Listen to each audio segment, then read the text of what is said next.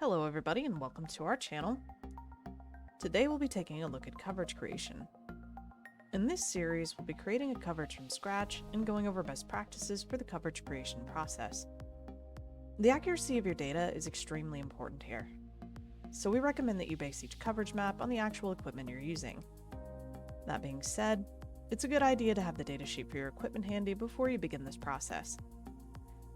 The first thing that you'll want to do is select your tower site.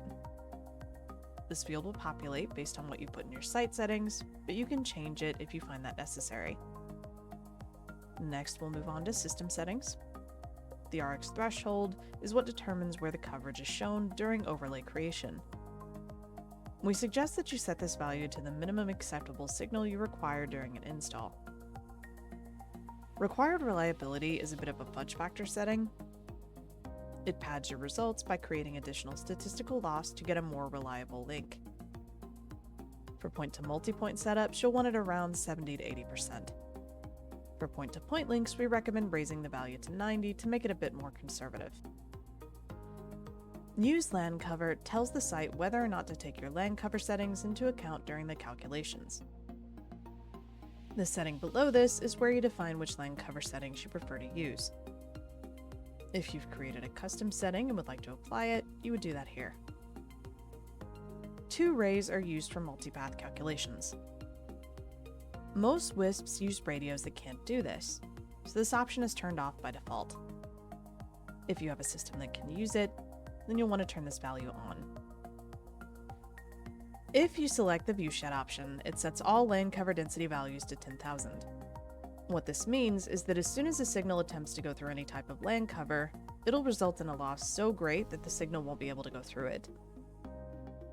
What makes this different than other systems is that the views held here actually take into account LAN cover values.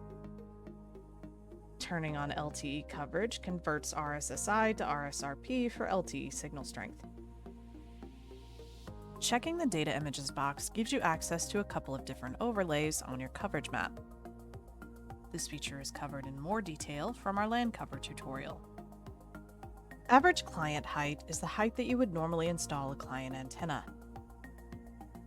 We recommend using a modest to low value here. A height of 5 to 10 feet is fairly conservative, and you would not show coverage where there is none.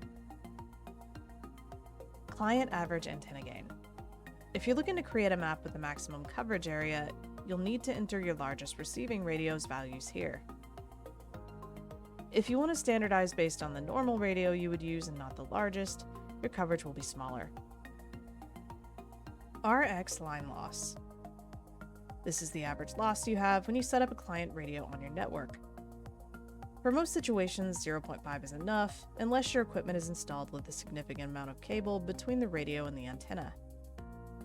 If this is the case, you'll need to use the specifications of the cable to determine how much loss you have. This concludes part 1 of our coverage creation series. For more on this topic, please continue to part 2, where we'll go over transmitter settings.